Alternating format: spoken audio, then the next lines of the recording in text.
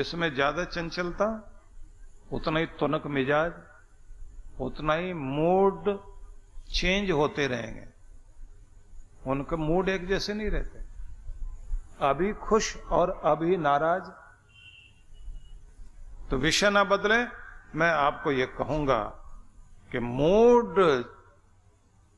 जो हमारे चेंज होते रहते हैं, पता लगता है कि हमारा मन मस्तिष्क कहीं बहुत कमजोर है।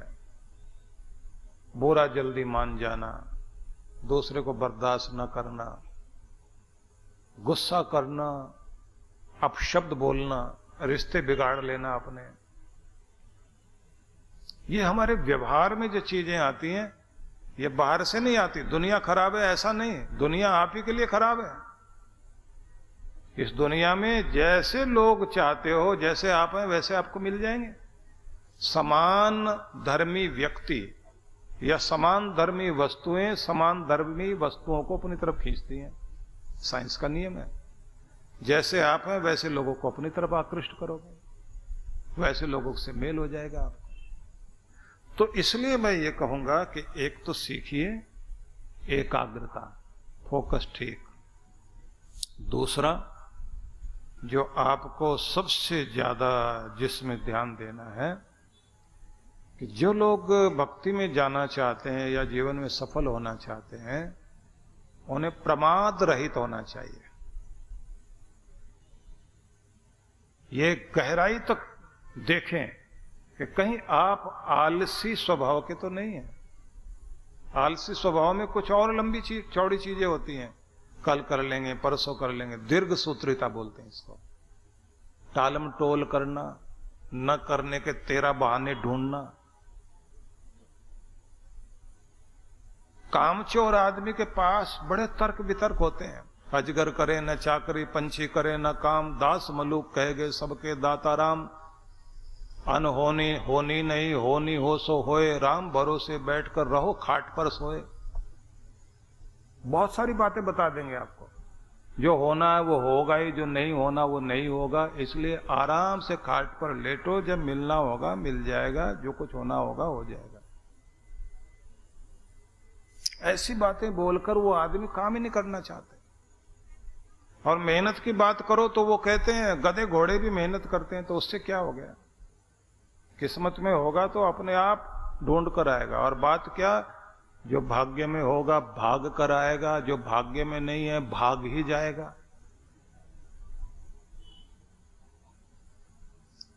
इतना आलसी आदमी हो तो अगर आप सोच लीजिए, वो यही कहे जो मिलना होगा मिलेगा, तो उसको अगर कोई पागल कुत्ता मिल जाए तो उस समय वो कहेगा जो भाग्य में होगा होगा। अगर भाग्य में काटना लिखा है तो ऊंट पर बैठे हुए को भी काटेगा, तो भागने की जरूरत नहीं। आलसी से भी आलसी आदमी हो, कुत्ता पीछे लग जाए तो सिर पर पांव रखकर भागता है।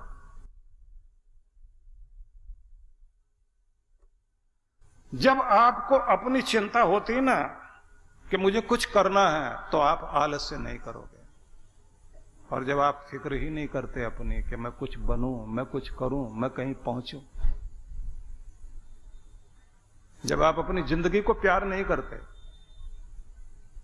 जब आपके पास भविष्य दर्शन है ही नहीं कि मैं अपनी जिंदगी को यहां तक ले जाना चाहता हूं, तो कर्म करोगे नहीं। हर दिन अपने आप को बेहतर बनाने की चेष्टा करते हैं। दुर्भाग्य कितना भी हो, उनके दुर्भाग्य की चट्टान को टूटना पड़ता है और फिर से सौभाग्य जिंदगी में आता जरूर है।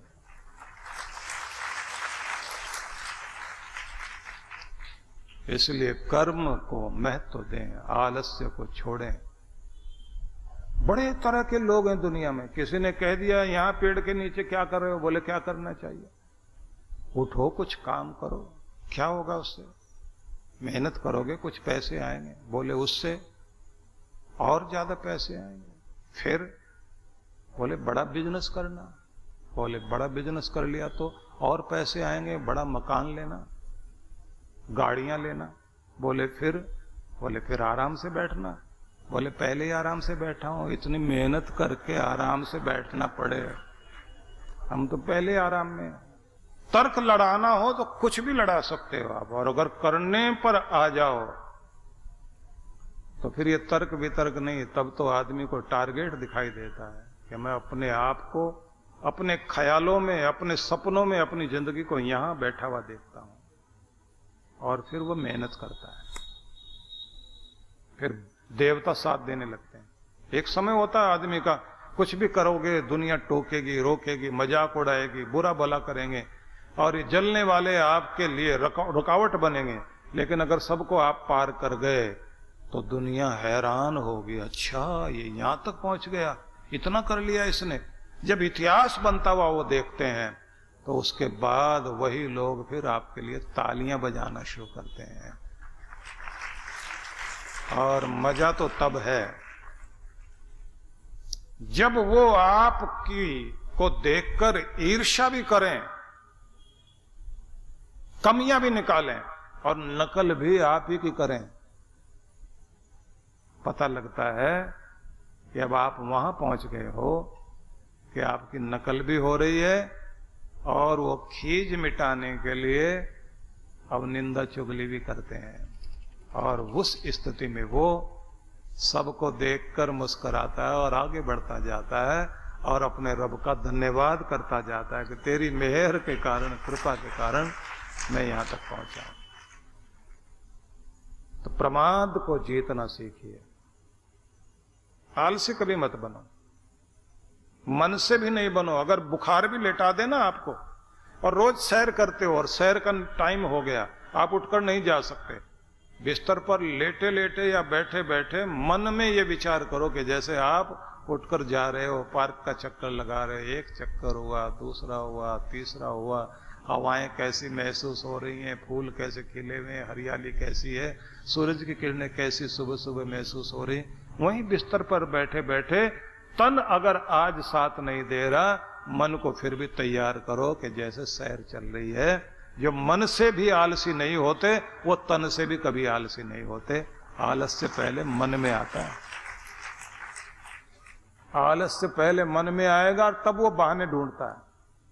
मैं कर तो लेता, चला तो जाता, ये तो हो जाता, लेकिन मेरा तो साथ देने वाले लोग नहीं थे, मेरे साथ तो ये घटा, मेरे साथ तो वो घटा। घटनाएं तो सबके साथ घटती हैं, लेकिन जो इन घटनाओं को, बाधाओं को पार करता हुआ अपनी हिम्मत को नहीं छोड़ता, सम्मान तो उसी का होता है। इसलिए कोई भी चीज आसानी से नहीं मिलती। तो प्रमाद ना करो भक्ति में भी, और प्रमाद ना करो किसी भी कार्य में। आखिरी तक अपने शरीर को चलाए रखने की आदत डालो। तीसरी बात कही, पहली बात तो आपने समझ में आ गई, एकाग्रता। दूसरी बात क्या समझ में आई? प्रमाद रहित जीवन जीना।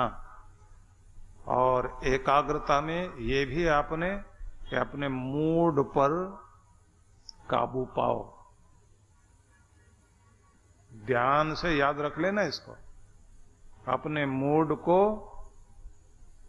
वश में रखो, मनोदशा को वश में रखिए कि ये नहीं कि थोड़ा सा कुछ भी हमारे प्रतिकूल हुआ और हम वहीं फैल गए। जैसे बच्चे जो है वहीं जमीन पर लेटकर पांव पीटना शुरू कर देंगे, तो ये कमजोर मनोदशा है। विपरीत स्थिति वाले वातावरण में भी जो अपने आप को हिमालय की तरह टिकाए रखे और अपना काम आनंद से करता रहे, जो खिला रहे, प्रसन्न रहे और दूसरों को भी खिलाए रखे, कहते हैं बस वही आदमी जीवन जीना सीख गया है। और उसी को देखकर लोग नकल भी करते हैं कि इसको आता है जीना। जापान के बारे में मैं पढ़ रहा था कि सबसे ज्यादा लंबी उम्र वाले लोग, 100 साल से भी अधिक उम्र वाले लोग जापान में मिलते हैं।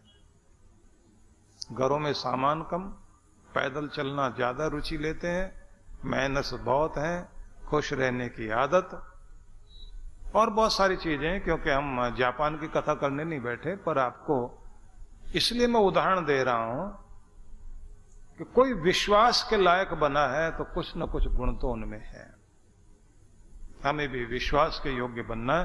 तो अगली महत्वपूर्ण बात आपको मैं बताना चाहता हूं जिस पर आप लोग और ध्यान देंगे, निष्क्रियता पर काबू पाएं। समाज का बुरे लोगों के कारण कम, भले लोग निष्क्रिय हैं, इसके कारण समाज में ज्यादा समस्या आती है। कुछ बुरे लोग बुराई कर रहे हैं और हम लोग बर्दाश्त कर रहे हैं, कुछ लोग चोट पहुंचा रहे हैं, चीजें खराब कर रहे हैं, हम विरोध करने को तैयार नहीं। तो निष्क्रियता पर काबू पाइए, सक्रिय होना सीखिए, गतिशील। और मैं निवेदन ये करना चाहूंगा कि आप बुढ़ापे तक कर्मयोगी बनकर जियो, कर्मशील, हाथ पांव चलते रहे, काम करते रहो और अपने भरोसे स्वयं सेवक बनकर जीने की आदत होनी चाहिए। बढ़िया बात तो ये कि आप अपने घर में जाओ तो अपनी किचन से पत्नी ही थाली लेकर आए, वही परोसे और आप बैठे रहें। सहयोगी बनो, थाली लेकर आइए।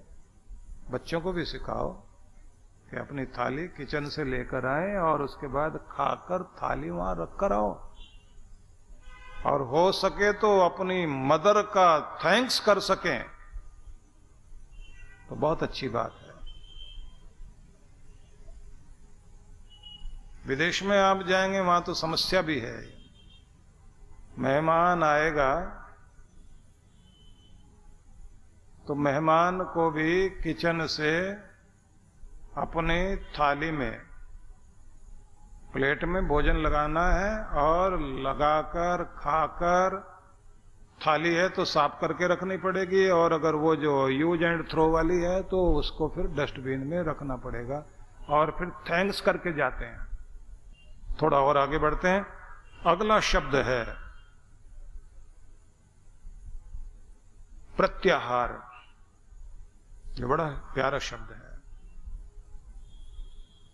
प्रत्याहार को समझना हो तो आहार को समझिए। हमारी इंद्रियां भी भोजन करती हैं। आंखें अपना भोजन ढूंढती हैं, कान अपना भोजन, क्या पसंद आता सुनना, क्या देखना पसंद आता है। भटकती हुई आंखें, भटकता हुआ मन या हमारे कान भटकाव की तरफ ले जाते हैं। लेकिन जो सुनना है, जिधर जाना है वही सुनिए, जिधर जाना है वही देखिए, जिसमें आपका हित हो उसी के बारे में चिंतन कीजिए। जब ये चीज आपको आ जाती है तो आपकी जिंदगी में सफलताएं आती हैं। अर्जुन के विषय में जो ये कहा जाता है कि जब द्रोणाचार्य ने उसको कहा था कि पेड़ पर रखी हुई चिड़िया की आंख में निशाना लगाना है, तो निशाना साधो और देखो क्या दिखाई देता है। तो सबने अलग अलग चीजें बताई, किसी को डाल, पेड़, आसमान सब दिखाई दे रहा है। अर्जुन से जब पूछा गया तुम्हें क्या दिखाई देता है, तो वो चुपचाप एक ही जगह तीर को लगाए हुए डोरी खींचने में लगा हुआ है। द्रोणाचार्य पूछते हैं चिड़िया दिखाई दे रही है? इसने मना कर दिया, जी नहीं दिखाई दे रही। डाल पेड़ की जिस पर चिड़िया बैठी है वो नहीं दिखाई दे रही। आसमान, बोले नहीं। क्या दिखाई दे रहा है? बोले चिड़िया की आंख जिसमें निशाना लगाना है। द्रोणाचार्य ने कहा अब तीर छोड़ने की जरूरत नहीं, तेरा तीर लगेगा ही वहीं, क्योंकि तुझे देखना आ गया। जिसका मन 10 तरफ भटक रहा है वो कुछ नहीं पाएगा, और जिसका अपने लक्ष्य पर ध्यान है तो सबसे प्यारा शिष्य बना अर्जुन। द्रोणाचार्य अपने बेटे को बहुत प्यार करते थे, लेकिन बेटे से भी बढ़कर निकल आया शिष्य, क्योंकि अर्जुन ने जैसा वो अपने शिष्य को चाहते थे उससे भी कहीं अधिक पाया अर्जुन को। इतना ज्यादा प्यार हो गया उसके लिए तो वो नियम धर्म भी भूल गए, एकलव्य तक का अंगूठा मांग लिया। मैं ये कहना चाहता हूं कि जब आप प्रत्याहार वाले बनते हैं, कहीं भी भटकाव नहीं है, एक जगह मन टिकाने वाले बन जाए तो ध्यान घटेगा। और भट्ट अलंक ने 5वीं चीज कही है कि भ्रम नहीं रहना चाहिए, मिथ्या ज्ञान नहीं रहना चाहिए। भटकाव वाली चीजें, ना समझी वाली चीजें। देखिए एक बात याद रख लो आप सब लोग, जो चीज समझ में नहीं आती ना, कहीं से भी पूछिए, जिज्ञासा बनाओ, प्रश्न करो, सवाल करो। पूछते समय आप थोड़ी देर के लिए अज्ञानी कहलाते हैं, नासमझ कहलाते हैं, मजाक उड़ाई जा सकती है। 1 मिनट के लिए, 2 मिनट के लिए अज्ञानी हैं आप, लेकिन जानने के बाद जिंदगी भर के लिए ज्ञानी हो जाते हैं, समझदार हो जाते हैं। और नहीं पूछोगे तो जीवन भर अज्ञानी ही बने रहोगे, क्योंकि आपको डर लगता है कि अगर हमने पूछ लिया लोग कहेंगे अच्छा इसको ये भी मालूम नहीं है, इसको ये भी मालूम नहीं है। नहीं मालूम है भाई, सारी चीजें सबको ही मालूम होती हैं क्या? स्वामी दयानंद से काशी में कुछ पंडितों ने कह दिया कि ये बताओ तुम जो हमारे साथ शास्त्रार्थ करने आए हो, ज्ञानी हो या अज्ञानी? अगर ज्ञानी हो तो इसका मतलब बहुत अहंकारी हो, और अगर कहते हो अज्ञानी हो तो फिर पहले ज्ञान लो, बैठ के सीखो, फिर बात करने आना। तो उन्होंने कहा, उत्तर दिया, जिन विषयों को मैं जानता हूं उसमें मैं ज्ञानी हूं, और जिन विषयों को नहीं जानता उसमें अज्ञानी हूं। इसलिए ये नहीं कह सकता कि मैं सब कुछ जानता हूं। सब कोई सब कुछ नहीं जान सकते, लेकिन जो जानता हूं उसमें मैं अपने आप को मानता हूं कि इन विषयों में मैं ज्ञानी हूं। परम पूज्य श्री सुधांशु जी महाराज एवं डॉक्टर अर्चिका दीदी के पावन सानिध्य में सूरत, गुजरात, कानपुर, उत्तर प्रदेश में देवदूत बालाश्रम का निर्माण किया गया है, जहां बच्चों के लिए भोजन, आवास, शिक्षा की निशुल्क व्यवस्था है। ये बच्चे खेलकूद एवं शिक्षा के क्षेत्र में अपने सफल प्रदर्शन से साबित कर रहे हैं कि विश्व जागृति मिशन एवं पूज्य गुरुवर का आशीर्वाद इन्हें सफल जीवन की ओर ले जा रहा है। बच्चे समाज और देश का भविष्य है। इनके उत्थान के लिए यदि आप भी बाल विकास योजनाओं में अपना सहयोग देना चाहते हैं तो ऑनलाइन डोनेशन के लिए लॉगिन करें www.vishwajagritimission.org। जीवन संचेतना लाखों पाठकों की बुद्धि को सच्चेतना से और हृदय को सद्भावना से परिपूर्ण करने वाली मासिक पत्रिका जीवन संचेतना। ये देववाणी है परम पूज्य श्री सुधांशु जी महाराज के उपदेशों को पढ़ने एकमात्र समान उपयोगी मासिक पत्रिका जीवन संचेतना। सदस्यता शुल्क भारत में,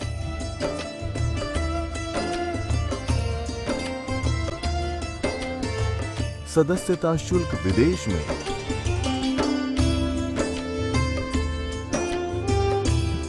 यदि आप जीवन संचेतना की सदस्यता प्राप्त करना चाहते हैं तो इस पते पर संपर्क करें। विश्व जागृति मिशन, आनंद धाम आश्रम, नांगलोई नजफगढ़ रोड, बक्करवाला मार्ग, नई दिल्ली